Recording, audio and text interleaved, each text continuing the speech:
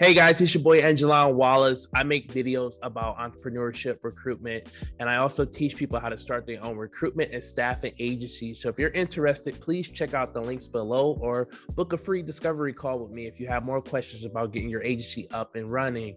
So today we're going to be talking about a few software tools I recommend you to use if you are starting your agency, just to give you some helps and some tips, starting off. All right, so we're going to share my screen. We're going to jump into a few things right now, and we'll go from there. Okay, so I'm going to start off with a platform called True People Search. I mentioned this a lot in my videos, but when you are working in this space and you want to do business development calls, or you need to get in touch with candidates just in case you don't have enough LinkedIn emails, you want to try to find their numbers on a platform called True People Search. Sometimes you can get lucky. You can find their numbers. You may even be able to find their partner numbers or a relative number to try to get in touch with that person. Often when I do try to contact a candidate or a client, I try to, often with candidates, I try to call them, and if they don't pick up, I usually leave a text message. With clients, I try to leave a voicemail with just my first name, just in case. But these are others. This is a good strategy and a cheaper way because it's a free platform. This is a platform that you can use in the US, but I'm sure you can try to find an equivalent platform for those who watch my channel that lives overseas. So, do take advantage of saving this to your browser and use the True People Search as well. Another platform that I recommend, there are a couple different ones, and it depends on your country. So I do recommend you to do your research, but I like to use Swordfish. I like Swordfish because it's just a more affordable option compared to the other platforms, and it's done me well so far. It also syncs in with LinkedIn as well. So when you're looking at a candidate profile, sometimes you're able to look right next to that person's account. Just for example, we could just click on, let's just click on this person. And if you click on Swordfish, you see right here on the right hand side, it pops up, and you click show their number.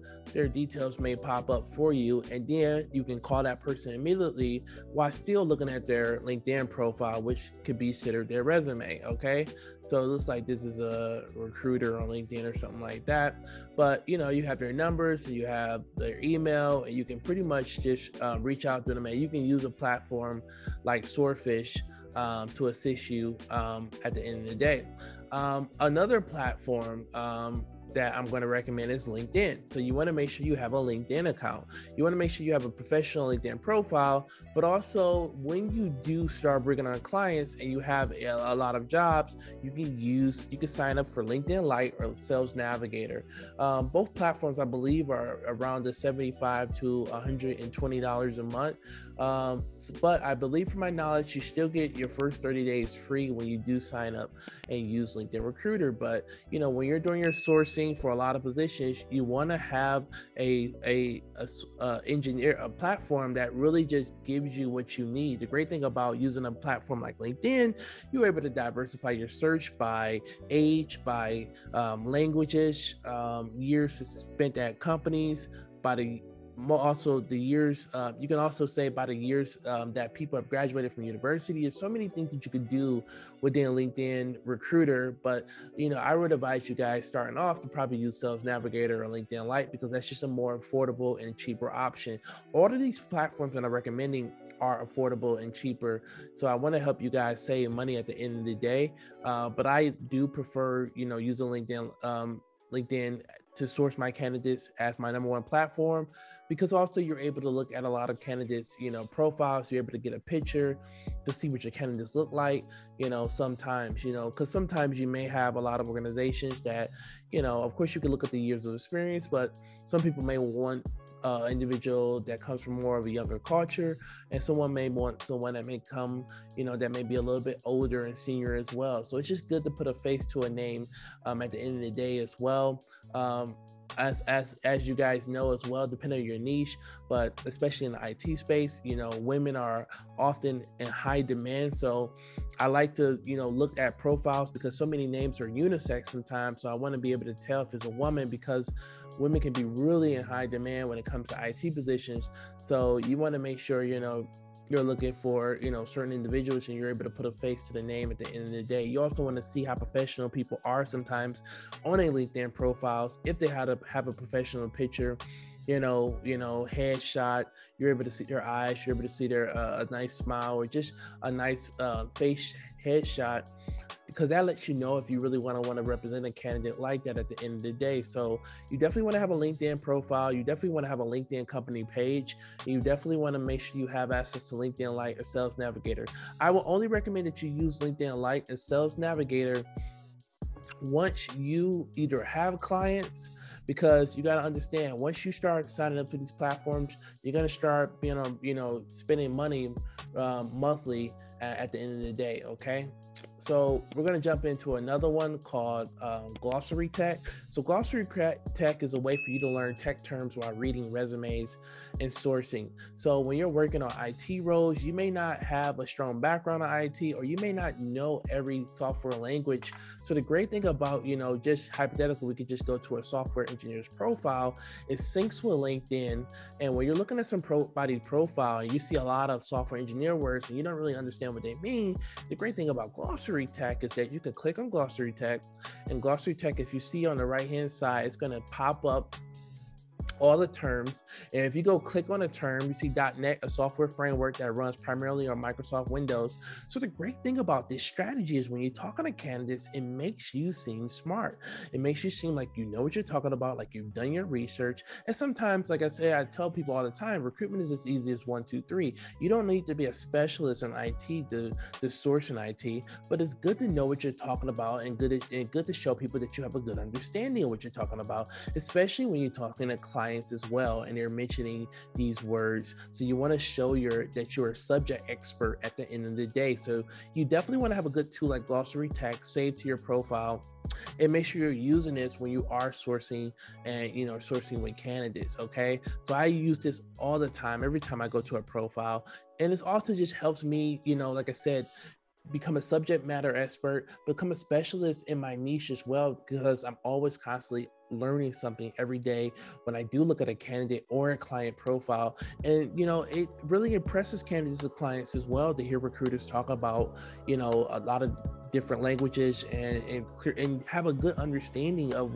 what they actually do. Most recruiters don't really go into in-depth research or look up the definition of these tools. Sometimes they just look for titles, but it's good to show that you've done your research on the role and you're able to explain that to the candidate or the client sometimes. And I'm telling you, it gives you brownie points at the end of the day. So you want to take advantage of using a tool like Glossary Tech. Once again, you can download it and it will sync with LinkedIn. Same for Swordfish as well. And most important, another one is one of my favorites is Grammarly. So I pay, I think, $150 a year for Grammarly. So I don't care if you have good grammar. We all make mistakes. We all, in recruitment, we're constantly sending quick emails. We're constantly following up with candidates. We're following up with clients. You always want to double check your work. And you always want to have an extra pair of eyes. You can't go to your partner or to someone in the house to say, hey, read this message. You don't have time to do that. So it's always good to run everything through, run a few things through Grammarly, and it makes sure because it syncs with your LinkedIn messages, it syncs with your emails, it syncs with, when you're writing up Word documents, you're able to double check everything. And you want to double check a lot of things, especially when you're emailing clients, especially when you're following up with candidates. You want to make sure you're double checking your work to at least show that intelligence, to show that you're detail oriented. Because if you're emailing a client with a lot of grammar details and you're not really following up or looking after that, that can really hurt your brand at the end of the day. And you don't want to hurt your brand at all. You want to show that credibility consistently. And the great thing about Grammarly as well, when you do pay for the platform, and I'm not affiliated with none of these platforms, guys. I don't have any, sponsorships, but I'll make sure, to attach the links to my videos. But when you do use a platform like Grammarly, is that you can sync it with your cell phone as well. So you're able to even check grammar when it comes to your text messages, so if you're writing an email on your phone, if you're texting a client on your phone, you're just able to do a lot of double checking at the end of the day, which can help you in a lot of ways. Last but not least, you want to have Zoom. So I do pay for a professional Zoom account, but I believe that you can use a free account. But being with everything going on right now because of COVID, a lot of people are not meeting their candidates or their clients in person, and you want to make sure that you're still able to look at your candidate's face. You're looking at your client, and you want to have a face-to-face where you're meeting your clients over Zoom as well. So you want to make sure, you take advantage of a platform. You don't have to use Zoom. There are a lot of other similar platforms that you can use. I believe there's Zoom, there's Loom, but standard in the in the recruitment world is what I think is the most popular is Zoom, or it's Microsoft at the end of the day. But I think Zoom is more popular, and Zoom is coming up with a lot of more innovative plans that I'm not familiar about, but I know that there's some new things that Zoom is implementing into their project, because I know that they're increasing the price as well. But you want to have a Zoom account at the end of the day, because you want to get a face-to-face with your candidates.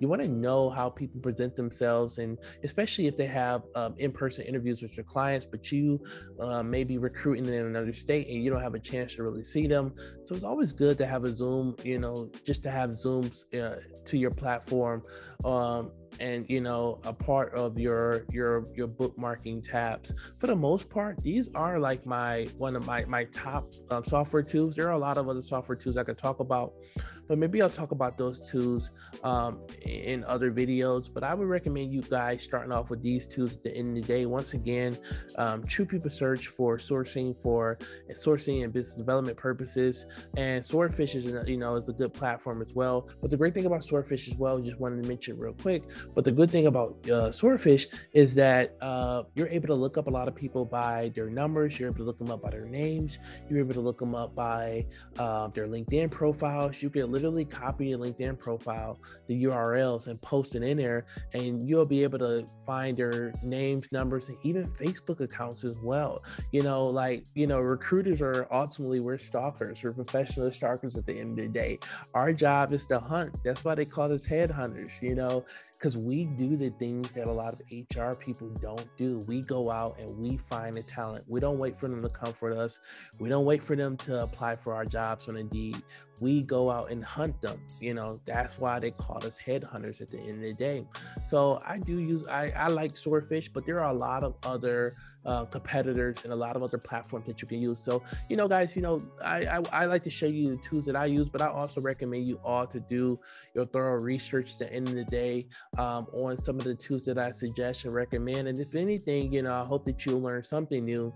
But most importantly, if you don't have a LinkedIn profile, it's going to be hard, at the end of the day, because this is our TikTok, our Facebook, our Instagram, our Snapchat. Every recruiter needs a LinkedIn profile, because this is where we dominate, and this is where, we are most known, and we get more opportunities in our space. So look, guys, if you like this video, hit that like button, subscribe to the channel, comment below. Let me know what other topics you want me to talk about. Let me know if you enjoyed this video, if you're enjoying the content. Like I said, once again, interact with the channel. I see the channel is really growing. I'm excited to hear that and see that. So listen, guys, I can't wait to talk to you soon. Thank you once again.